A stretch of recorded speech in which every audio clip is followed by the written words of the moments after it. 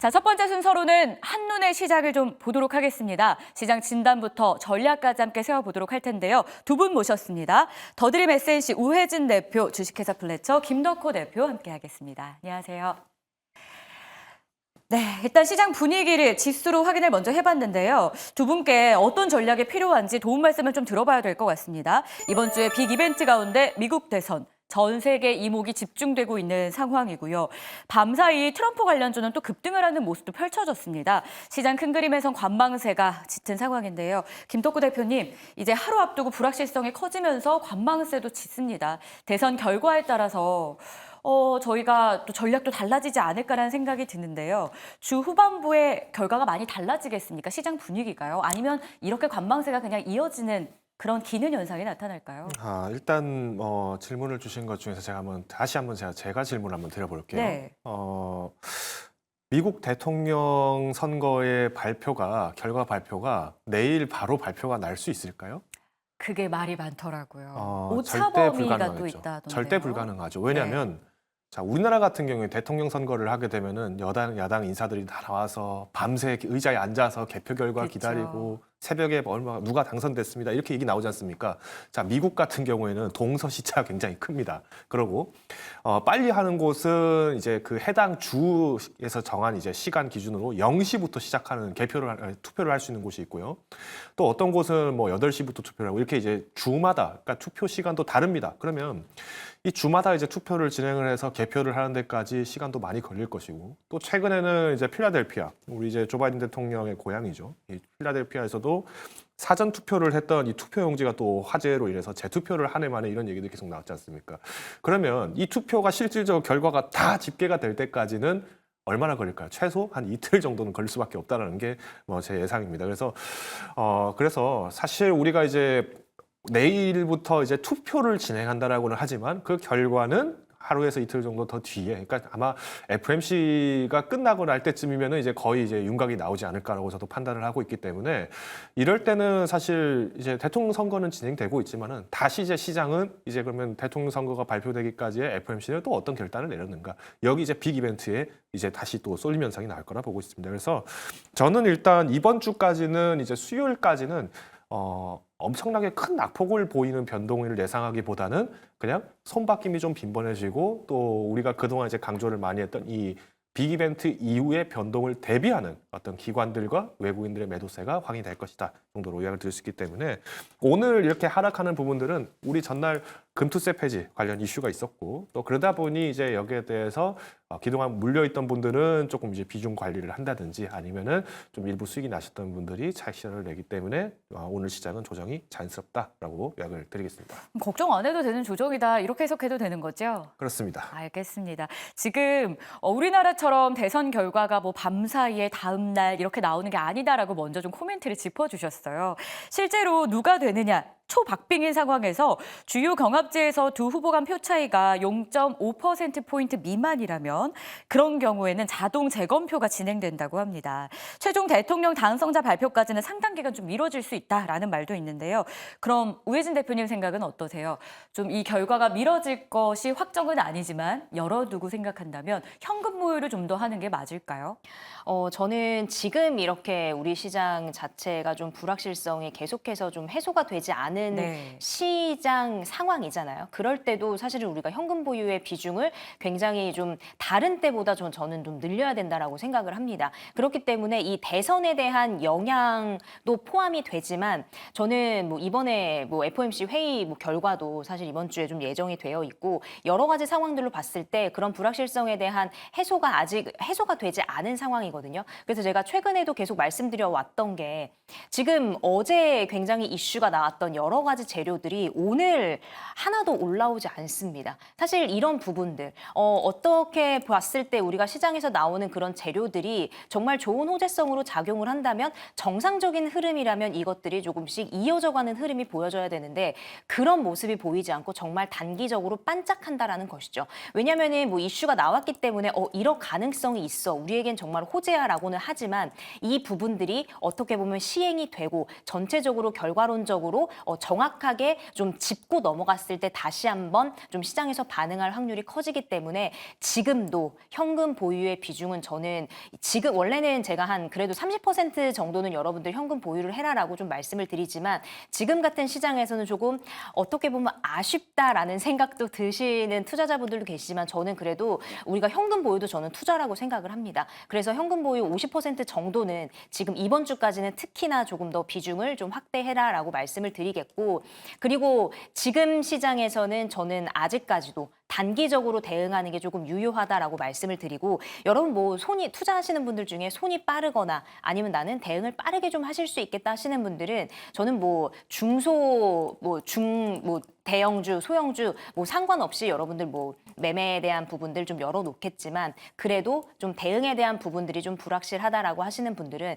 조금은 대형주 위주로 단기적인 전략도 유효하다. 사실은 지금 뭐 몇 개월째, 수개월째 이어져 오는 뭐 우리나라 증시 천하대일 단타 대회가 지금까지도 열리고 있습니다. 그렇기 때문에 여러분들 단기적으로 대응을 하시는 게 저는 또 지금 시장에서 여러분들의 계좌 수익을 좀 지킬 수 있는 부분이 아닐까 싶고요. 뭐 시가총액 상위 종목들 위주로 봤을 때도 사실 어제 굉장히 좋은 흐름들로 인해서 지수의 상승을 강하게 이끌었었는데 사실 오늘 그거 다 반납했습니다. 어제 단기적인 대응으로 여러분들 수익 나신 분들이 있을 텐데 오늘 시장을 봐서라도 이 이야기가 유효하다라는 거 여러분들 아실 겁니다. 그래서 뭐 대선 뭐 이슈든 뭐 이런 거 생각하지 마시고 불확실성 해소 전까지는 현금 보유 늘리고 또 대형주 중심으로 단기적으로 대응해라. 뭐 소형주도 단기 대응. 저는 당분간은 좀 단기 대응 전략 좀 유지하는 의견 드리도록 하겠습니다. 50% 정도는 현금 비중을 확대하고 좀 더 늘려도 되고 대응을 한다면 단기로 대응하는 불확실성이 해소될 때까지는요. 그런 조언을 받아봤는데 김덕구 대표님 생각은 좀 어떠실까요? 빅 이벤트 이후를 대비하는 지금 시기를 보내야 된다 앞서서 조언을 이미 주셨거든요.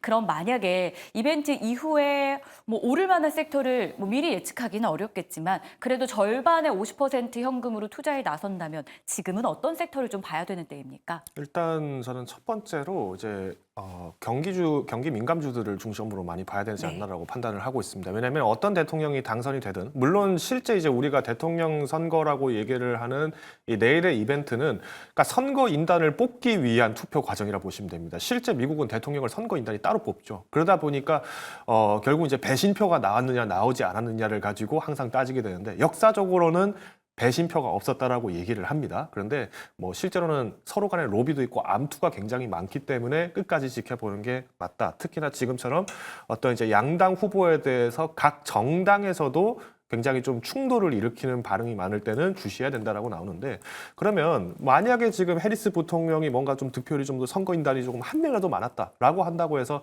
그럼 이제 해리스가 무조건 당선된다고 안심하기보다도 어느 대통령이 되든 간에 중립지대로 여길 수 있는 산업 섹터를 보시는 게 가장 합리적이겠죠. 그래서 저는 오히려 지금 바이든 대통령이 사실상 이제 레임덕에 있는 상태에서 있기 때문에 그만큼 이제 그동안 민주당을 지지해왔던 이제 히스패닉계나 아니면은 뭐 이제 흑인 계통들의 어떤 사람들 그리고 이제 저소득층에 있는 백인층들도 마찬가지로 굉장히 좀 실망을 많이 한 게 있어요. 오히려 그 사람들 입장에서도 가장 강조되는 게 먹거리다 보니까 여기 경기 민감주 같은 경우에는 이 부분을 안정화하는 데 있어서 어떤 방책을 쓰느냐가 중요하지 정부 자금을 지출을 투자하건 혹은 이제 정책 자금을 구성하든 이런 방식은 여러 가지가 있습니다. 그래서 저는 만약에 우리나라 같은 경우에도 이 경기 민감주를 받는다라고 한다면은 저는 일단 첫 번째로는 이제 음식용 업종을 좀 다시 보셔야 된다라고 말씀드리겠고요. 우리가 그 동안에는 이제 K 한류에 대한 그러니까 K 식품에 대한 열풍 때문에 그동안 주가가 잘 갔지만 지금 어느 정도 조정이 나왔기 때문에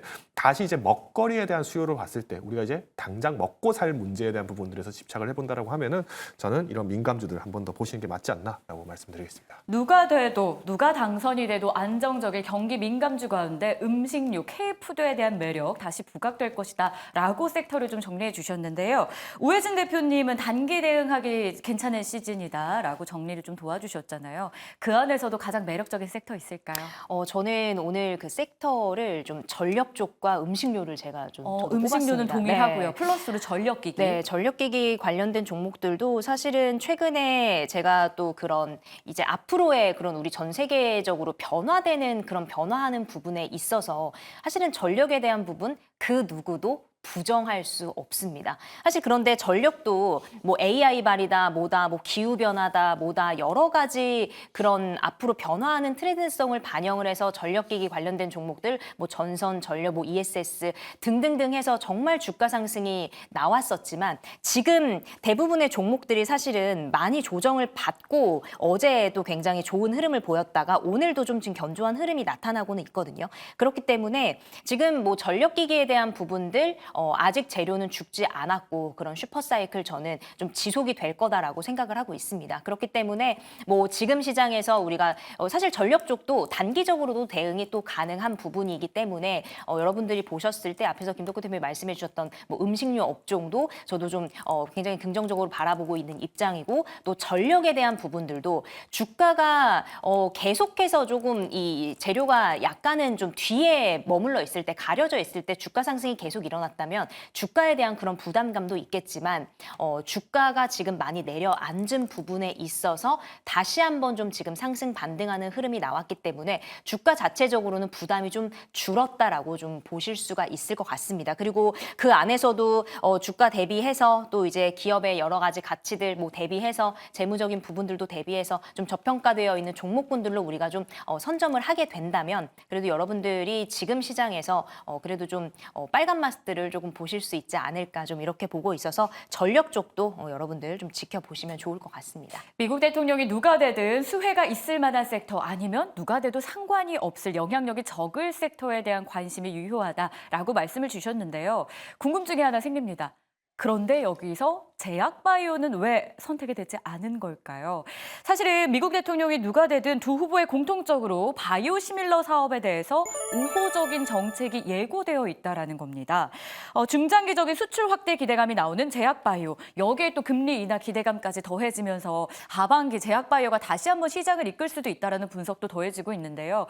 김덕호 대표님, 제약바이오 쪽은 좀 어떨까요? 일단 제약바이오 같은 경우에는 사실 지금 많은 개인 투자자분들이 물량을 다수 갖고 있습니다. 그렇다 보니까 맞아요. 그동안 이제 뭐 반도체 같은 경우에는 뭐 굉장히 많은 분들이 또 투자를 했었는데 사실 언론 플레이 굉장히 많이 놀아놨었죠. 모건 스탠리도 뭐 반도체 겨울이 올 거다라고 얘기를 하고 툭 던져놓고는 그때도 제가 말씀드렸습니다만은 이 발표가 난 이후에 가장 많이 SK 하이닉스를 주워 담았던 외국계 투자 증권사가 어딘가 보니까 JP 모건이었던 제가 말씀드렸잖아요. 그러니까 이런 이제 언론 플레이 놀지 않겠다. 이제 정말로 수익이 되는 걸 찾겠다라고 했는데 시장이 워낙 변동성이 크고 뭐 정치적 이슈도 많고 이러다 보니까 안 되겠다. 어쨌든 지금 고금리 상황이 당분간 빠르게 해소되지는 않으니 금리 인하를 한다면이라는 초점으로 바이오에 지금 많이 결집을 돼 있는 상태입니다. 그래서 저는 지금 이렇게 바이오를 투자하셨던 분들이 당연히 현명한 선택을 하셨다라고 봐요. 근데 문제는 이제 언제 팔고 나갈 것이냐에 대한 관점을 본다라고 했을 때 저는 이제 조금 제약 바이오 비중을 조금씩은 좀 비중을 줄여 나가셔야 될 때가 되지 않았나라고 보고 있습니다.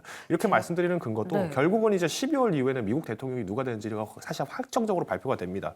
자, 12월이면은 어떤 상태죠? 당연히 배당주 시즌이 돌아오고 내년에 회기를 준비해서 현금화가 빠르게 진행됩니다. 그러면 이때 기관이나 혹은 이제 외국인들에 비했을 때 사실 뭐 저도 마찬가지고 많은 투자자분들이 어떤 정보를 습득하고 대응을 하고 이런 준비하는 시간이 사실은 빠르게 대응하기가 어려워요. 그러다 보니까 차라리 연말에는 조금 안정적인 운용을 할 수 있는 뭐 배당 받고 나오는 방식이 좀 많이 나오기 때문에 저는 일단 바이오 같은 경우에도 뭐 생물보안법 이슈는 계속 있다고 봅니다. 그리고 생물보안법의 적용까지 지금 유예가 된 게 2028년도예요. 그러니까 사실 따지고 보면은 해리스 부통령이 되든 트럼프 대통령이 되든 두 사람은 이미 끝나고 난 다음에야 이제 완벽하게 판가르기가 나오고 이미 결단은 나 있는 상태다라는 부분을 봤을 때 이 생물보안법 관련해서 우리가 흔히 말하는 뭐 셀트리온이나 삼성바이오로지스 뭐 심지어 이제 바이넥스까지 이 CMO, CDMO 같은 경우에는 계속 먹거리는 남아 있다. 다만 우리가 선점 효과로 그리고 이제 시장의 악재에 대비했을 때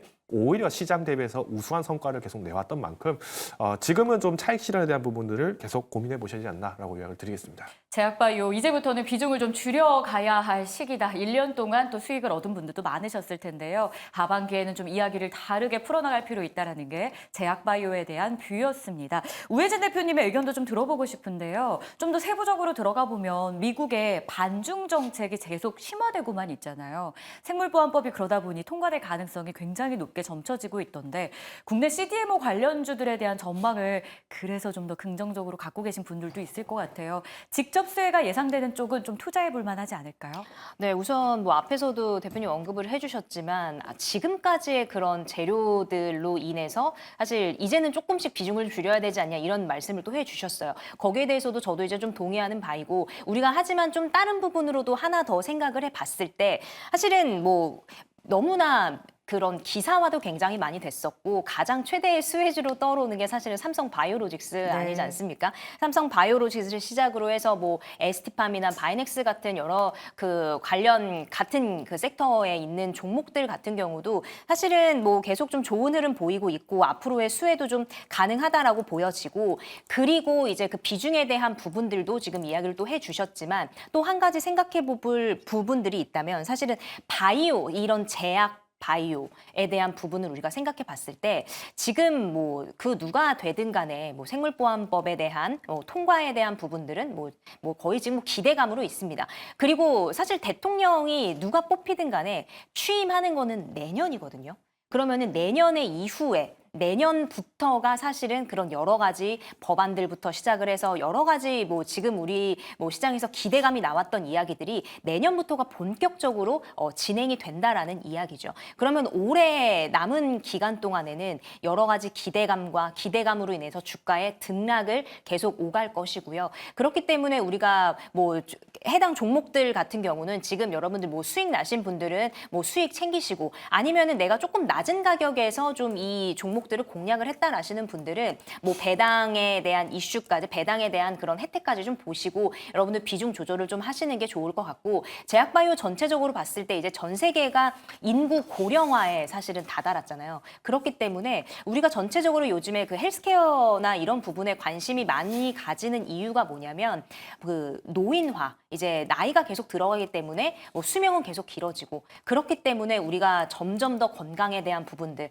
조금 더 나이가 들어서도 예뻐지고 싶은 부분에 대한 부분이 있기 때문에 사실 뭐 비만 치료제도 뭐 그런 여러 건강 관련돼서 좀 나와 있는 부분이기 때문에 이런 같은 섹터까지 좀 우리가 연결해서 본다면 뭐 금리 인하 때문에 뭐 제약바이오에 대한 그런 긍정적인 재료들이라든지 뭐 이제 미국 대선에 의해서 누가 되든 뭐 생물보안법이 통과된다 여러 가지 재료들이 있지만 정말 길게 보고 크게 봤을 때는 사실 그 노인 인구 고령화에 대한 부분까지도 우리가 생각을 해보게 된다면 제약바이오에 대한 부분들은 우리가 지속적으로 그런 시기들 어느 정도 속도감이 있게 올라갈 것인지 아니면 좀 견조한 흐름이 지속되다 올라갈 것인지는 사실 그 누구도 알 수 없지만 길게 봤을 때는 우리가 계속해서 좀 주목해봐야 할 섹터가 아닌가 좀 이렇게 정리를 해드리고 싶습니다. 길게 보고는 계속 집중해서 눈여겨볼 섹터 제약바이오.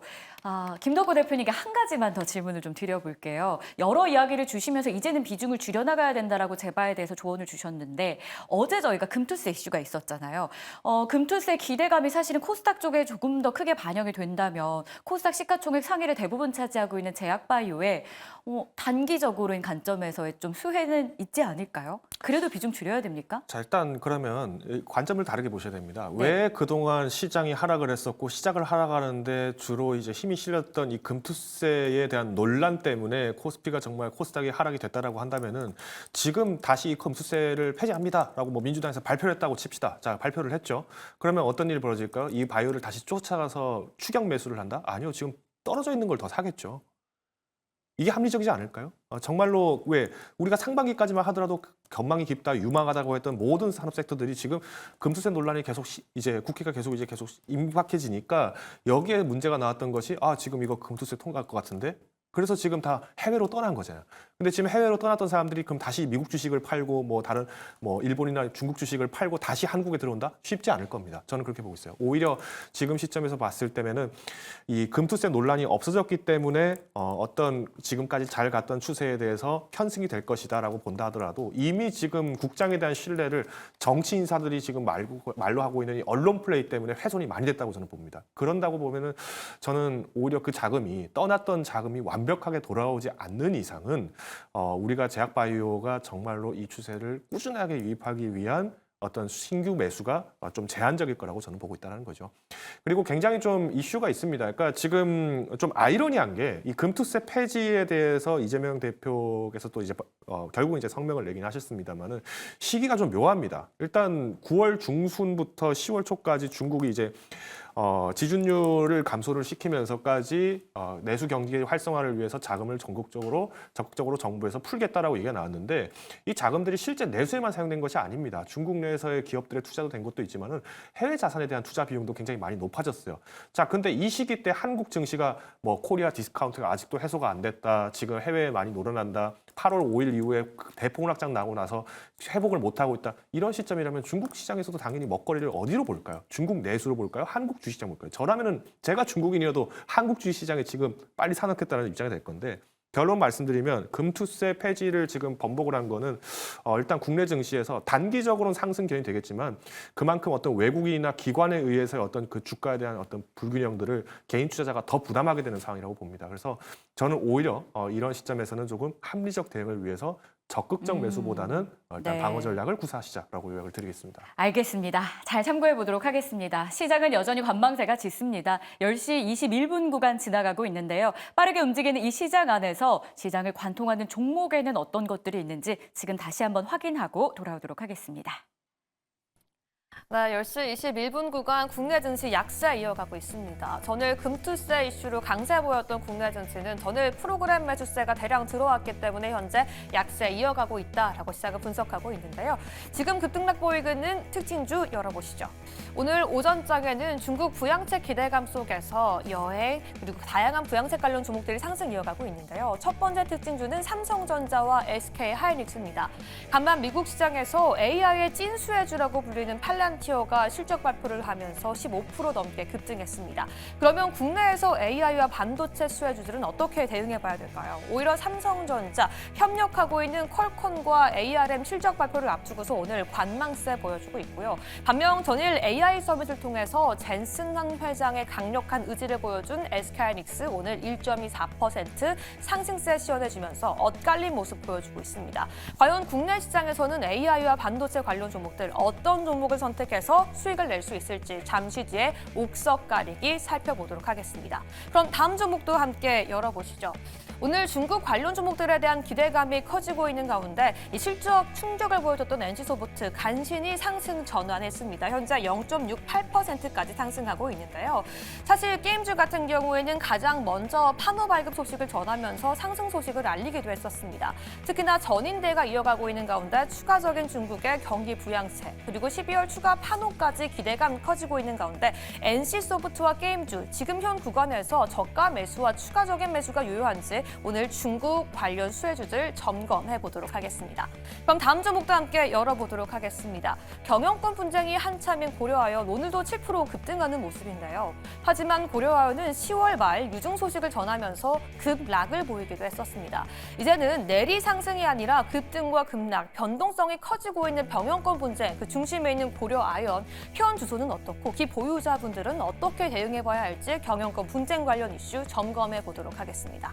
그럼 마지막 종목도 함께 열어보도록 하겠습니다. 역시나 중국 관련된 이슈가 계속 이어지고 있는데요. 그럼에도 여행 관련주 전일과는 조금 다른 분위기입니다. 참 좋은 여행 장 초반의 상승분 조금 반납하면서 현재는 12%대, 14%대 급등하고 있는 모습인데요. 과연 중국 기대감 속에서 여행 관련주의 상승은 이틀짜리에 불과한 테마인 건지 아니면 전인대 결과와 함께 추가 부양책에 힘입어 추가적인 상승까지 가능한 건지 현 구간에서의 중국 수혜주 여행 관련주도의 대응 전략 철저하게 분석해 보도록 하겠습니다. 여기까지 10시 20분 구간 특징주 이슈 살펴봤고요. 오늘 시장 정확한 전략 지금 바로 알아보시죠. 자, 특징적인 종목 가운데 이제 분석을 좀 들어봐야겠죠. 보유하고 계신 분들 아니면 신규로 진입하고 싶은 분들, 빠져나오고 싶은 분들에게 어떤 투자 전략이 유효할지 들어보겠습니다. 자, 먼저 SK하이닉스부터 가볼 텐데요. 삼성전자는 약세를 기록하고 있고요. SK하이닉스는 반대로 1%대 강세를 기록합니다. 엔비디아에서 러브콜을 이미도 보내고 있는 걸 우리는 알고 있었는데 여기서 조금 더 시간을 앞당겨달라라고 하면서 하이닉스가 HBM이라는 이름으로 조금 더 시장 지배력이 강화될 것이란 분석이 쏟아지고 있는 하루입니다. 자, 일단 두 대표님의 생각은 어떨까요? 먼저 김덕구 대표님, SK 하이닉스에 대한 전략 좀 제시해 주시죠. 일단 SK 하이닉스는 어제 이제 상승을 굉장히 많이 했죠. 당연히 이제 금투세 폐지라는 부분들이 이제 그동안 침체되었던 반도체 중에서 가장 대장주로 이어지는 SK 하이닉스에 좀 매수가 많이 몰렸다라고 말씀드릴 수 있을 것 같고요. 다만 좀 말씀드리고 강조드리고 싶은 거는 SK 하이닉스가 그렇다고 해서 지금 어떤 전망 자체가 뭐 바뀌었다든가 업황이 바뀌었다든가 한 거는 전혀 없습니다. 그리고 여전히 지금 엔비디아 향해서 시장 점유 우위를 지금 갖고 있기 때문에 시장 자체에 대해서 변화가 일어난 건 전혀 없습니다. 그런데도 불구하고 주가가 오르내리는 부분들에서의 변동은 너무 많은 언론 플레이에 지금 좌우되고 있다는 거죠.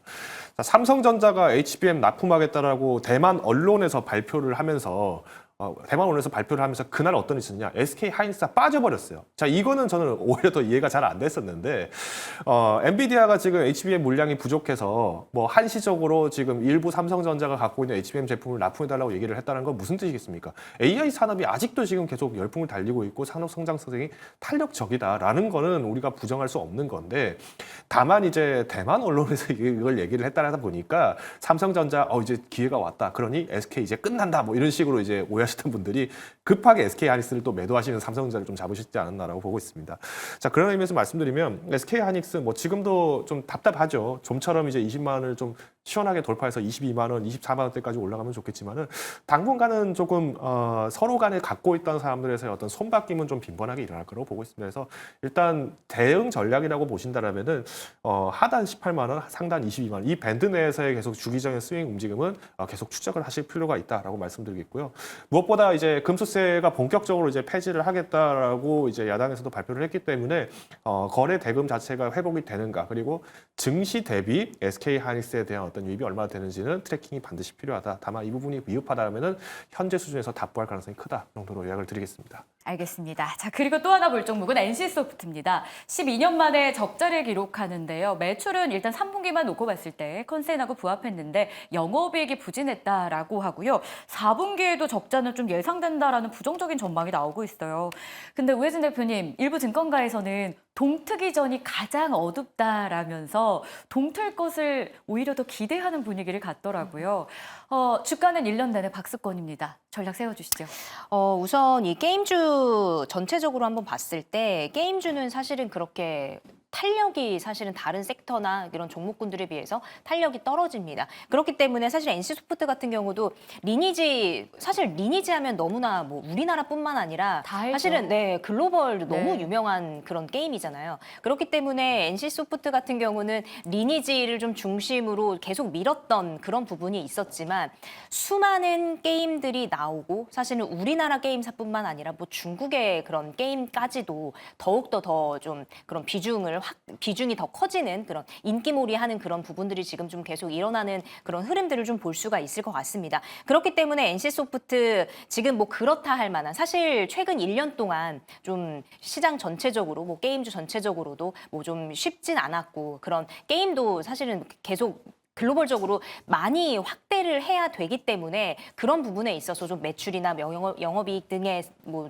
뭐 영향을 주는 그런 부분이 있었는데 사실 그러지 못했다라는 부분들 우리가 좀 알고 계실 겁니다. NC소프트 오늘 참 여전히 좀 부진합니다. 그래도 최근에 들어서 좀 주가 계속 좀 끌어올리는 그런 모습을 봤을 때는 이전에 비해서 그래도 우리가 조금은 희망은 있다라고 보여지지만 다시 한번 게임에 대한 전체적인 그런 시장이 좀 올라왔을 때 투자 심리도 회복이 되고 여러 가지 그 게임에 대한 신작까지 좀 우리가 봤을 때 그때 우리가 좀 투자하는 관점에서 그때 진입해도 저는 좀 늦지 않다라고 보여지고 지금 올해만 봤을 때 보면은 그래도 올해 초반 주가를 그래도 조금은 회복하는 모습을 보이는데 사실 그 차트를 땡겨보면은 작년에 비해서는 정말 주가가 거의 뭐 반토막 수준까지 나와 네. 있거든요. 회복하려면 여전히 시간은 조금 걸릴 것으로 좀 보여지기 때문에 게임주에 대한 부분들 당분간은 좀 관망세 좀 유지하셔라라는 말씀드리고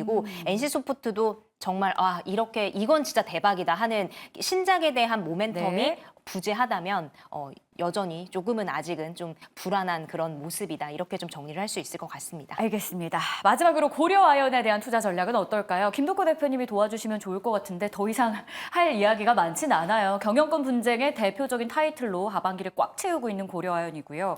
뭐 상패 관련해서 좀 앞뒤가 말이 맞지 않고 유증 관련해서도 지금 그런 상황이라서 굉장히 민감한 종목이기도 합니다. 근데 주가 왜 오르는 겁니까?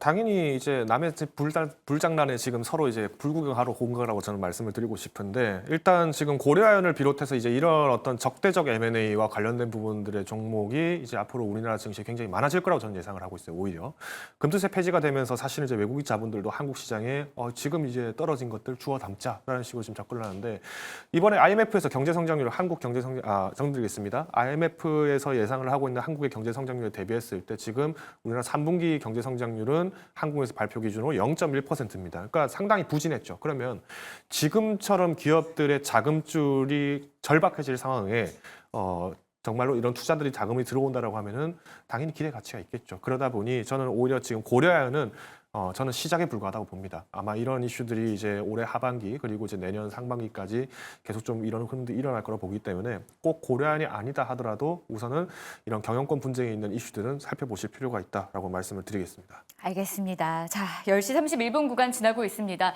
시장은 정말 빠르게 변화하고 있고요. 다만 한 가지 오늘의 포인트는 이슈 찾기가 쉽지 않다. 그만큼 관망세가 여전하다라는 겁니다. 수급 상황은 좀 어떨까요? 외국인과 기관이 이런 상황에서 팔자 방향을 잡고 있는 모습인데요. 그 가운데서도 매수하고 있는 종목에 대한 매력은 어떨지 전망 함께 이야기 들어보도록 하겠습니다. 바로 수급의 참견 함께 하시죠.